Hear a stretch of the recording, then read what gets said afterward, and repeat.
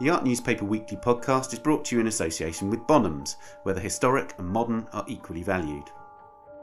Hello, and welcome to the Art Newspaper Weekly podcast. I'm Ben Luke. This week, a special podcast on Dark Side of the Boom, the excesses of the art market in the 21st century, a new book by Georgina Adam. Georgina is the former art market editor for the Art Newspaper and continues to be a regular contributor as well as writing for the Financial Times, among others. Later, we'll be joined by Jane Morris, the former editor of the Art Newspaper, for a wider discussion, but Georgina is with me now. Georgina, your first book was called Big Bucks, and while this is called The Dark Side of the Boom, big bucks still loom large, don't they? Absolutely, and I think, of course, it's because of big bucks that it sort of engendered the dark side of the boom. Well, one goes hand in hand with the other. Can you tell me about what prompted you to write this book? Obviously, you've noticed the dark side of the art world, as it were, but there must have been a sort of critical mass of material that was developing in your writings and in your mind about the way that the art world was behaving that prompted you to put it down into a book. Well, obviously, I've been covering the art market for many, many years, more years than I like to say now, and I had seen a huge evolution. And it's really because of that evolution that I wrote the first book, because it really was a transformation in many aspects, the way auction houses operate, the way galleries operate, the impact of the internet and emerging economies. And the last chapter of the first book was called The Dark Side of the Moon, which already laid out some of the aspects or explored some of the aspects of what I would then develop. And it came through a discussion with my editor, who said, I think that you should continue on with this chapter and expand it. And that's what I did. But also, I think because I had seen, particularly this century, and in fact the subtitle of the book is The Excesses of the Art Market in the 21st Century. So this is what I'd seen. It's not the whole art market. It's important to say the art market is not a single block. There are different mini markets or smaller markets within it. And this very much explores the top end of the market where the big bucks are made. Now, the excesses, there's a really nice way that you have of introducing each chapter, because the excesses are often set against a kind of landscape of parties and big events. Can you tell me about that strategy? Because I like that a lot.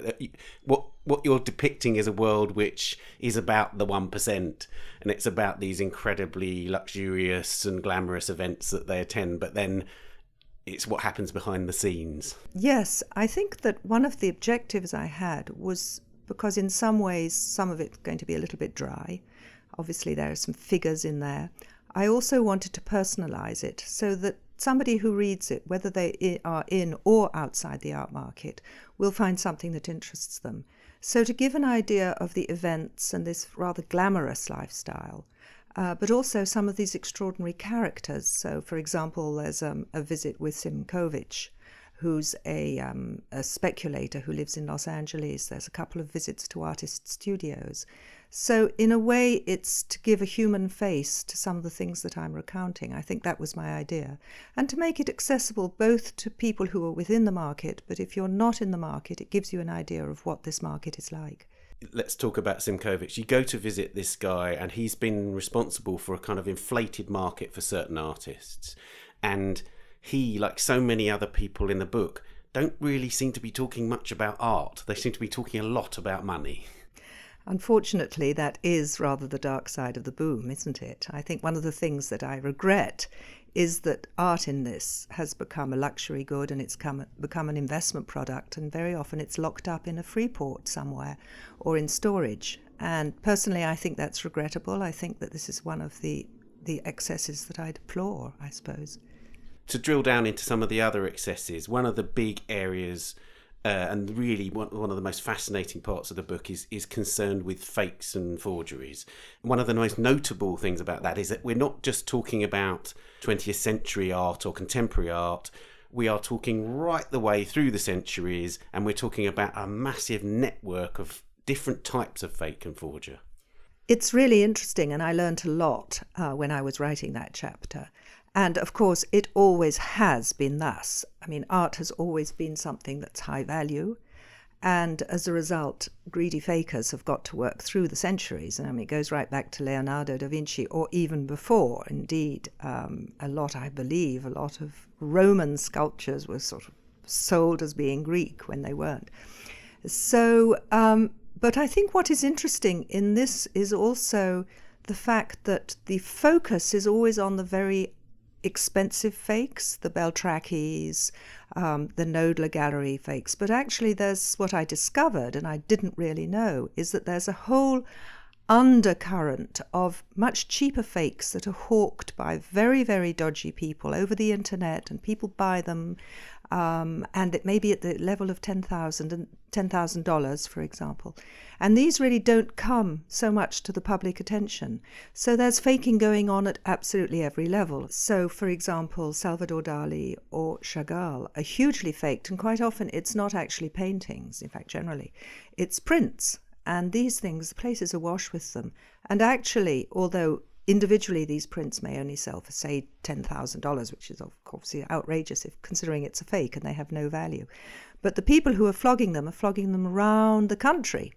So they're actually making a huge amount of money. And this is going right under the radar. And I thought that was a very interesting aspect. I was struck by the fact that there's a tremendous amount of poor research going on from so many of the people involved, in the sense that there's a particular detail which made me sort of fume. It made steam come out of my ears, that in the Knoedler case, Rosales, this dealer called Rosales, was bringing along these works purportedly by great abstract expressionist artists in the back of her car.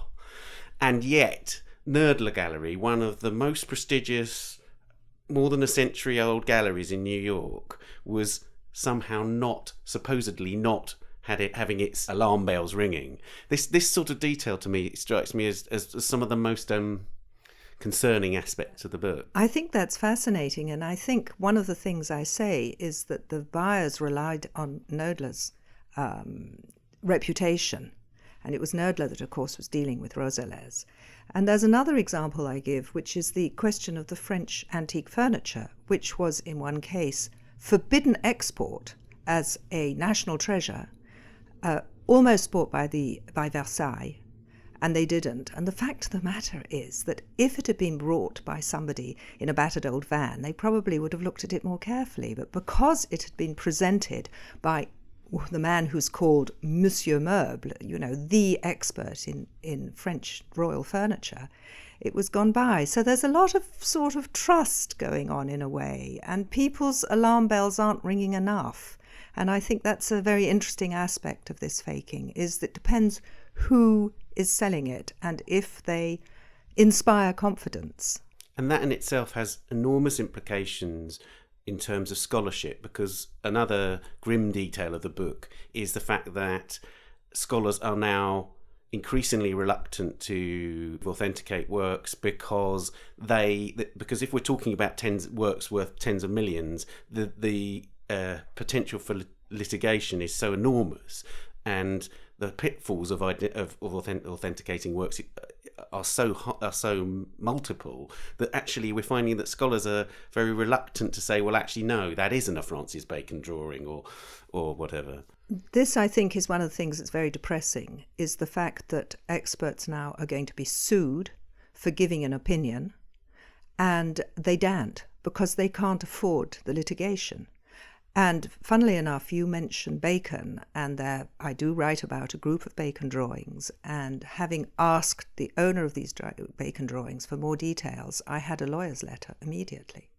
And there was indeed a session that was supposed to happen at the Courtauld Institute that was cancelled, apparently because people wanted to avoid problems.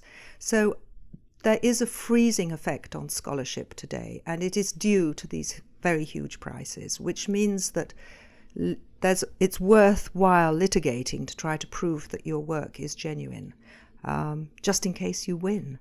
I wanted to talk about the sort of human cost of this, because one of the things that caught my attention was, there's one point where we're talking about artists whose prices have gone through the roof, and yes, there's some that seem to be genuinely interested in making a lot of money, but very many of these artists are actually people working away in their studios, and suddenly there's a massive speculation about their work.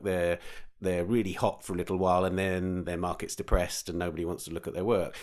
This seems to me to be a crucial factor, is that yes, the 1% can operate at this particular level, but there are lots of people that are not at that level that actually are struggling and suffering as a result of some of these things we're talking about. I think that it is problematic for a lot of artists because they may be working away in their studio and then suddenly these speculators take up their art and they're actually not really having any influence on it. They're doing their work and something's happening outside the studio. People are buying and selling it, putting it into auction, bidding it up. And then when suddenly the heat goes off and those prices collapse, I think that's terribly difficult for the artist because they're still making the same art. And one day it's worth 100,000 and the next day it's selling for 20,000. So I think that there is a human cost. Now, obviously, a lot are complicit. It has to be said. That group that were called the zombie formalists, a lot of them, and then one of them is, I think, Simon Dupuy, I quote, saying he would go to artist studios and the artists had just one objective, which was to make a lot of money, which is fine. That's what they want and that's what they're trying to do. But I think there has been negative impacts. And also, I mean, the famous case is Sandro Chia, who was dumped by Saatchi. This was a number of decades ago. But it really ruined his market for quite a long time. And I think that was a form of speculation that was very detrimental to his practice as an artist. One of the enduring themes in the book is of a lack of transparency in almost all the fields. We know so little about the deals that are done, even in apparently public forums like the auction house. Can you tell us a bit about that? Well, I think that the lack of transparency is a problem, but the trouble is that the art market sort of thrives on it. Now, very often people think that auction is transparent, but it's actually not as transparent as all that, mainly because of this financial manipulation that goes on.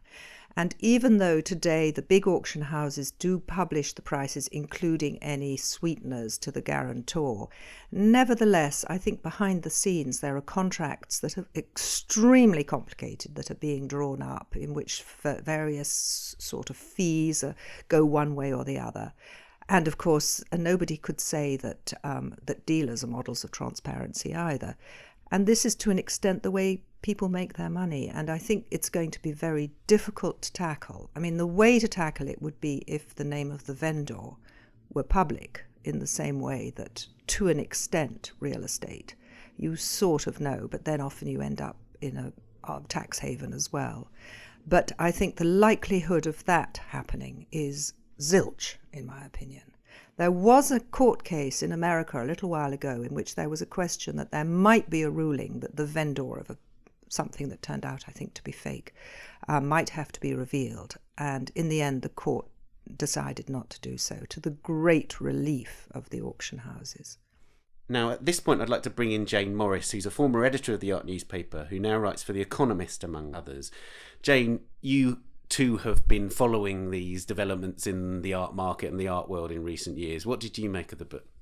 Oh, I think it's a fantastic read. And I think the way it brings together a lot of different cases and a lot of different case studies to make these really sort of pertinent points, whether it's about the degree of faking and forgery or the extent to which the kind of art that's being made is being affected by these very large sums of money. And, you know, I mean, as I read through it, at points I thought, well, you know, there's that old adage that a fool and his money are soon parted. And there's some of that going on.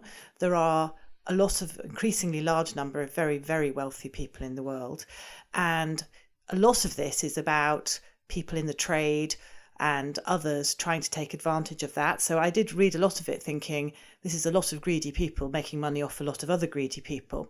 And there's a little bit of you that would say, well, this is a great read, but so what? But I think what you've done is show how this is a really pernicious influence and that it's trickled down through the museum and institution world into the worlds of critics and curators. It's affecting what artists are doing for good and ill. And there's a kind of constant story I felt underlying it about great power imbalances. Yes, I think that's true. And I think that the trickling down, I think one of the big problems, and this is obviously a general comment, is that museums are increasingly impoverished and galleries are increasingly, the big galleries are getting bigger and getting richer. And I think this is quite negative, because what it means is that the very big galleries have got the firepower to get the big exhibitions of their artists into the major museums. And the smaller, lesser-known artists in smaller galleries, they just can't do it. So you have a polarization effect. And in a way, it's even more pernicious than that, because you've got the people who buy from those big galleries are often patrons in the museums. They may be endowing curatorial posts, or curators are working for these people via their private institutions.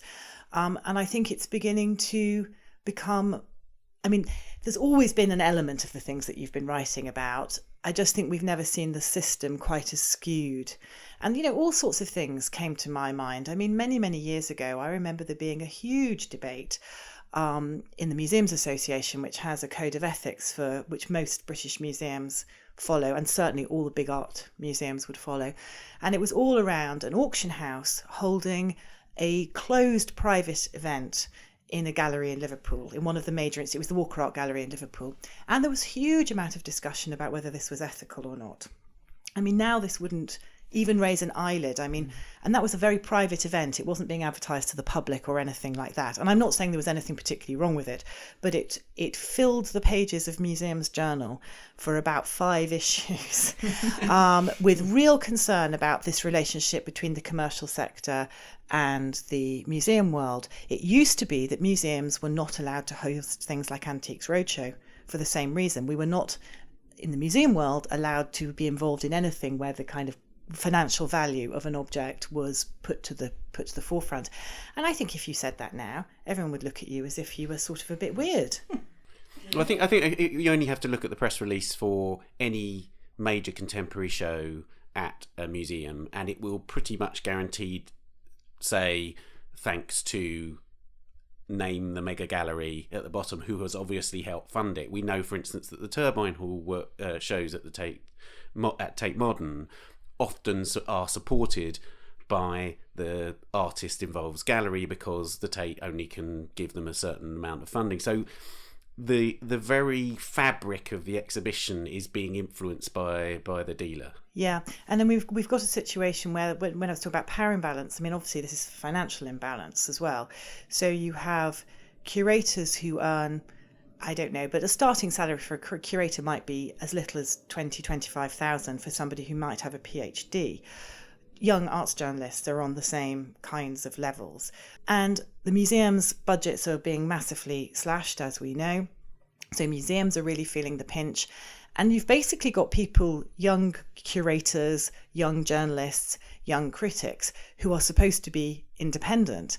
And they're moving in a world where the people with the power are galleries who are, well, as we can see, taking millions of pounds of commission on single works of art, where there are dealers and auctioneers living the same lifestyle. I mean, you touched on that about, I think in your book you mentioned somebody who keeps a black credit card just to impress the dealers. And the levels of commissions we're talking about mean that many of these people are millionaires just from the cuts on the deals that they're making. So, you know, this is a world where if you write or you want to sort of stand alone, you can find that alone very cold, wouldn't you say, Georgina? And certainly as editor of the art newspaper, I can confirm that whenever you write stories where you're questioning authenticity, where you're trying to encourage, let's say, scholars, maybe the Degas scholars who you mention in your book, when you're trying to encourage scholars to go on the record with their opinions on the authenticity or not, you will be getting not just lawyers' letters, but maybe some very tough lawyers' phone calls. Now, I mean, I think that I took this as very much part of the turf, but it's pretty stressful. And when you're on a title where, you know, a lawsuit would be very challenging to deal with, it didn't stop us running the stuff, but it certainly added to everybody's stress levels. And I know there are many publications that won't go near these kind of stories with a barge pole. Well, to slightly off-piste with that, but I think is relevant, is also the polarization of what's happening in the gallery world, in which you have a huge galleries getting bigger and bigger, mopping up artists' estates, which has really been the new battleground as well, in which these big galleries take on artists' estate and promote that artist, which is fine. But the trouble is that it's absolutely hollowing out the middle gallery level. This is the level at which smaller, lesser known artists, emerging artists, they've perhaps moved on from being in somebody's front room or in an artist's run show. They've got into a smaller gallery and then possibly into a mid-sized one.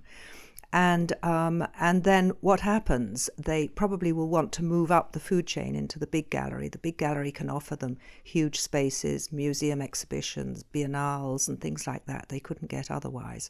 And it's putting huge pressure on the mid-sized gallery. And I think this polarization of wealth is a worrying trend as well, because who is going to support? And not all gallerists want to be these mega operations with 6 or 7 galleries around the world doing, say, 12 art fairs a year. They don't want to do that. They want to be close to their artists. And so there's, in a way, no space for the artist. And there's one other point that I think is actually, I don't make in the book, but I think is worth making. And it was made by the blogger called, and an art market commentator called Tim Schneider, is that what is called brand stretching in the luxury goods world has become actually also very pernicious for younger artists, because in the past, if you couldn't afford a work by, say, Auerbach, you would buy something by a young British artist. But today, not Auerbach, but the major artists make products at every price level. And I think this is shutting out. You can go to other criteria and buy your Damien Hirst mug, say, at £5, and then you can sort of move up. So he's stretched that brand to every price level. And I think this has also been difficult for artists because it's shut out possible buyers at the mid-level and at the lower level. I'm aware that we're talking about a very particular end of the art world, and that there is actually an ecosystem that operates at a slightly different level to all this, in a way completely separate from it. We might even be in a situation where we have 2 art worlds, perhaps. Jane, I know that you were really struck by what was happening in both Venice and Documenta this year, in which there seemed to be an absolutely deliberate attempt to step away from all that we've been talking about in a way. I think that was absolutely true. It was particularly marked in Documenta, and although the curators were, I wouldn't have said they were careful not to attack the art market, because they quite clearly would happily attack the art market tomorrow, they were keen to put it in a wider context, which I think is part of what we're talking about, which is this isn't just about the art world. This is actually about the huge social inequalities that are going on in the world. The problem for us is that I think many of us feel that something we really care about has been hijacked by the luxury goods world. And, we feel it's been hijacked by people who profess to care about art, but probably don't. And some people don't even bother to profess to care about art. And I think that was what was very noticeable in your book, Georgina, that many people quite clearly just see this as a side investment, good way to diversify their portfolios. There's that other Simone de Pury quote about the Rothkos, which I found, it actually made me, slap the book down and go, oh, for God's sake, it's basically they weren't interested in Rothko, and essentially once they found out that they were selling for 40 million, then they suddenly did become interested. Absolutely. That's what Simone de Pury says. He says there are people that they have no interest in Rothko until suddenly it reaches $30 million. And then he says, oh, this is interesting, says the investor, all of a sudden. And that is extraordinary, that. Absolutely. And particularly vile, I think, when you think about how many people sort of first got interested in modern and contemporary art when, for example, they saw the Rothko Seagram murals at the Tate, as I did when I was 16, and I regard it as a transformative moment for me. But going back to the sort of Documenta question, Documenta put on an exhibition of 200 or so artists in Kassel and Athens. I think if you had known even 50% of them, you were doing exceptionally well. I think Maria Balshaw, who's the director of the Tate, had actually heard of around half of them, and she was doing better than almost anybody else. I don't think I'd even heard of that many, to be frank, anywhere near.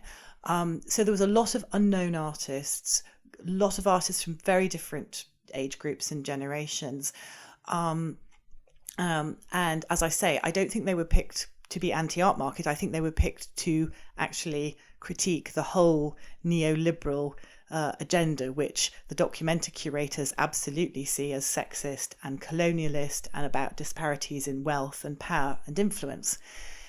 And as a result, it was a very interesting show, but also as a result, and this is where we have a bit of a problem, it was pretty tough going. There was hardly, it would be unfair to say there was hardly any painting. There was certainly very little abstract painting. I think one Black American painter made it in there, and that was Stanley Whitney. What painting there was, though, was mostly done by artists who were behind the wall in East Germany, who we've never really heard of, or, in Bulgaria and places like that. So it was a bit of a tough one for me because I sort of applauded their stance, but the art was quite difficult. And one of the questions it raised in my mind was, are we going to have to learn to live without a lot of the art that we probably at heart really like and enjoy, because I really like looking at Richter. And yet I've now got two narratives going on in my head with Richter. And I think this is the thing that's becoming very problematic for many of us who are interested in art. Well, perhaps both could exist. And perhaps what's going to happen is that whole top end of the art market, which has already been done by somebody like Damien Hirst, and particularly in his Venice exhibitions, as he's spun it off into being a sort of superior form of luxury good, or just even a form of luxury good. And he and the Jeff Koonses of this world and so on exist in this space which is called art but probably isn't. And then there's a whole other art world, hopefully, that can continue on. But to come back to what I say, my fear is that what sustains them, which is the mid-level gallery, that is problematic because they are finding it increasingly difficult to make ends meet. Yes, I think you're absolutely right, and I think, but I think also one of the sort of conflicting elements of all this is, for instance, the Jeff Koons show at the Centre Pompidou was enormously popular, and when it was shown in America too, and Damien Hirst likewise. I think 500,000 people saw his show at Tate Modern. I mean, how many came away with the kind of transformative experience that you're talking about that you had with Rothko, I'm not sure, but certainly these are popular artists in a real sense, in the sense that people are going to see them. So this makes it, this rather complicates this idea that there's a sort of an art world for the people and then there's the art world for the 1%, because actually you're right, Jane, a lot of the really great artists actually are in that, are being sort of hijacked by the sort of 1% art market. That's really what I'm driving towards, and I also think that, early Jeff Koons was really significant. I think early Damien Hirst was really significant, and I think when we're writing the annals of art history, if there's any way we can separate it out, those artists will still be there, but all those great German painters who are currently very marketable and very valuable, I'm thinking the Richters and the Kiefers and the Basilitzes, are not artists that I wish to see swept off the face of the planet or anything. I think they're very significant and important artists. The problem is now, as I say, we're trying to hold two ideas in our minds with them, because in one sense you're thinking of them as their contribution to art history, and in another way we're talking a lot about these really rather unseemly goings on that go on around some of these people, and that's what I think is difficult. So much of the public, unfortunately, I mean, here we are talking about it, but so much of the public discourse around these artists' work is about the sums that they're raising at auction, and we know that there are incredibly serious artists who are completely committed to their practice and for whom money is a side issue, who are quite disturbed by the sums that their art is making at auction. I mean, apart from anything else, they're not really profiting huge amounts from that.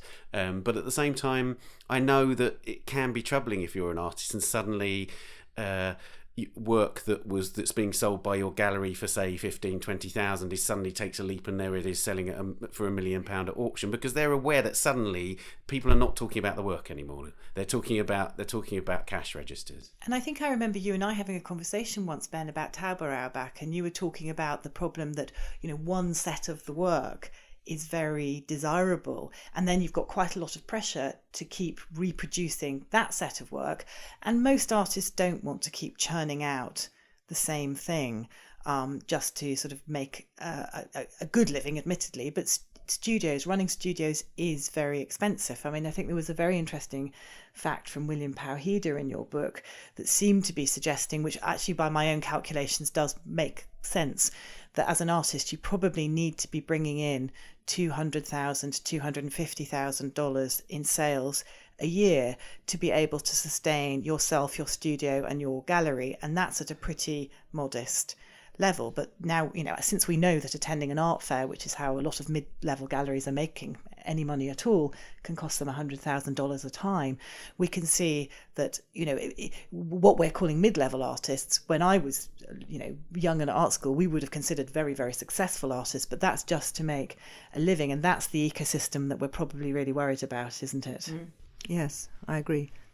Georgina, in the book you give a very interesting example of an artist who was a very, very hot artist on the market, Anselm Reiler, who a lot of collectors bought these very shiny works from him, and actually the market got depressed, and actually it made a massive transformation in his life. It was actually very interesting because he actually consciously stepped out. It was too much. He had this huge studio. It was costing him a lot of money. He was churning out these, you see them from time to time, even now, these sort of crinkly, shiny, very pre-global financial meltdown work, when everyone still wanted shiny art on the walls. And he stepped right out of it, closed the studio, went away, stopped working, and he's now working again doing something completely different. So not everybody can sustain it, nor even wants to sustain it. And I think one of the problems is that the galleries will push for the same thing. They'll push for what's selling. I think, though, that if we learnt anything from Documenta, particularly, although, as I say, you were right, the trend was also obvious in Venice, although Christine Marcel in Venice chose a lot of artists who were either at the end of their careers or no longer living, whereas Documenta was a bit the same, but there were many more living artists in there.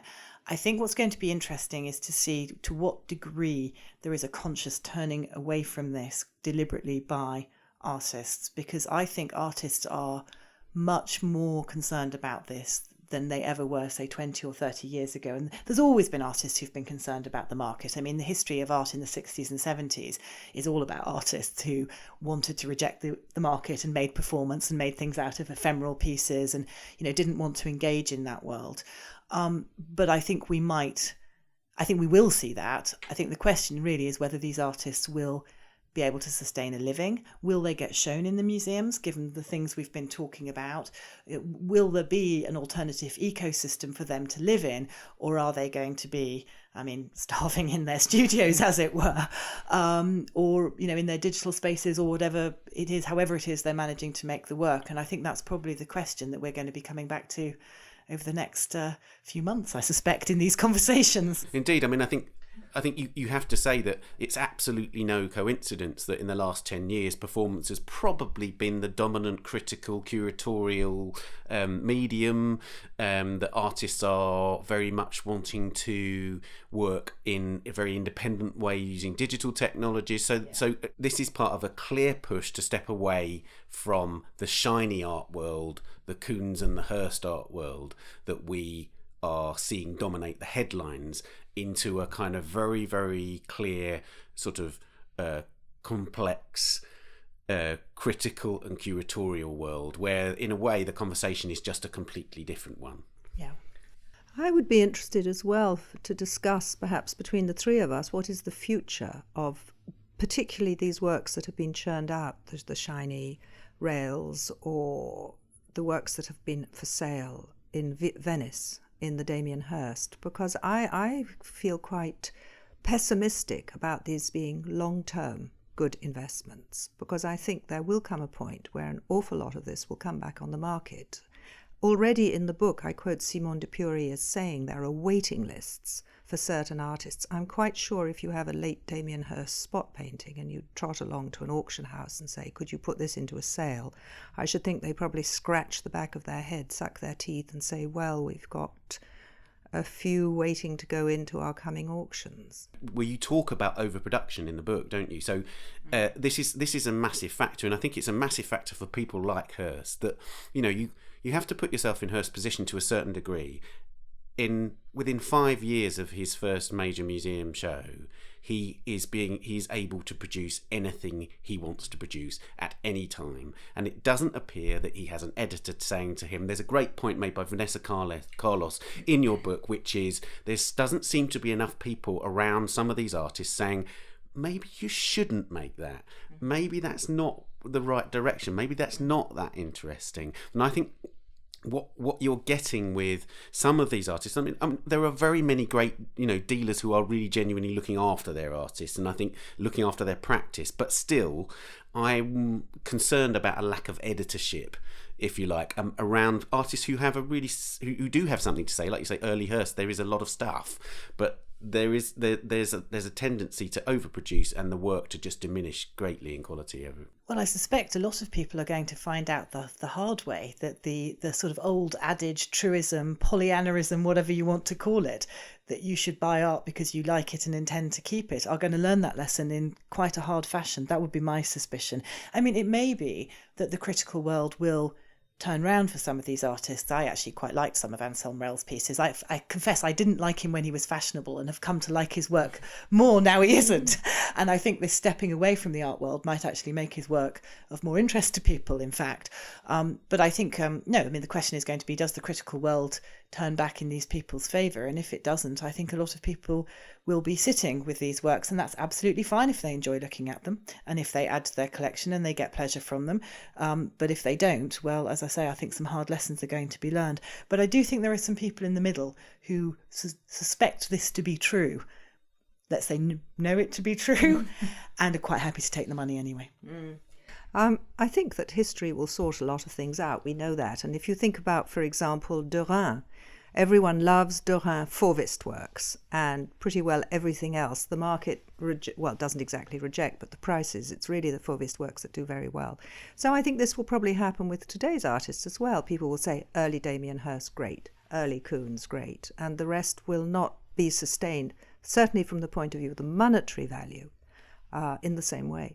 But let's put posterity aside for the moment. Do you think that the art market can sustain its current levels for, let's say, contemporary art? So let's say, yes, some of these artists that are current market stars fall by the wayside. And I suppose what I'm asking is there any possibility that this bubble that we've been saying, is it going to burst for so long now? Is it going to burst? That's the problem. I've been thinking it's going to burst for so long, and I'm wrong and wrong and wrong. And so I really hardly dare make any predictions anymore. There's so much money engaged in this market, such interests at play, between the banks that all now have special art departments, between obviously the auction houses and the galleries, obviously, the art shippers, the places where you store them, all of these, the art storage, the warehouses, all of these people have got an interest, plus the collectors who value their art at a certain price and may well be borrowing money against it at a certain price. So I think that these interests have every interest in sustaining the market at its current level. So I think you're going to need something really major in order to cause some sort of a real collapse in the contemporary art market. And on top of that, you do have new buyers coming in, whether we used to have the Chinese are now moving into international contemporary, having been more focused on their own artists. And it's a global phenomenon. And entry to the art market also gives you entry to this extraordinary lifestyle. I mean, Miami has just finished, and it suffices to read the parties that people could go to there. That is very seductive. And I think that as well, the fact that the entry ticket is just buying into contemporary art, entry ticket into these parties. So I think that the art market will continue in contemporary art strong, and of course it will be bolstered. We haven't talked about the polarization of wealth, and I think that also, and this research has been done. Olaf Velthuis has done a lot of research on this, and he's an academic. He looks at the numbers, and he is convinced that the art market at this level will continue strong as long as there is this huge disparity of wealth.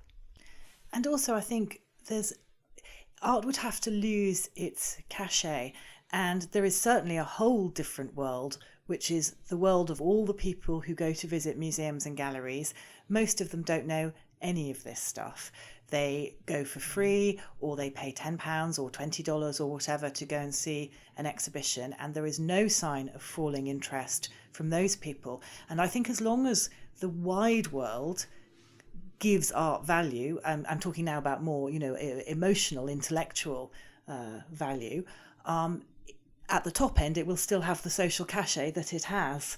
So the market, in one sense, is supported by the very high esteem with which most of the public, I think, puts onto art. And there's another aspect, I think, which has been very important, is that what artists can contribute to things that are not just sort of museum shows, but contribute to, say, putting a sculpture in a public place, creating something out in a desert, say, that you can go and visit. All of this has extended the possibilities for artists. They're asked to do all sorts of projects that they wouldn't have been asked to do before, and I think that also will sustain the market. What I called the coons outside every condo phenomenon. I think that's a great note to end it on. Thank you, Georgina. Thank you, Jane. Thank you for having me. Thank you for having me.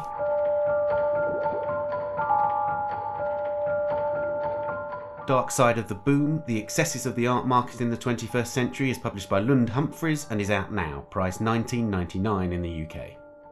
If you like the podcast, please subscribe and do post a rating or review if you're feeling generous. You can also let us know what you think on Twitter or Facebook at The Art Newspaper, and follow us on Instagram at theartnewspaper.official. Next week, we'll be reviewing the year with a number of Art Newspaper contributors, so thanks for listening and see you then.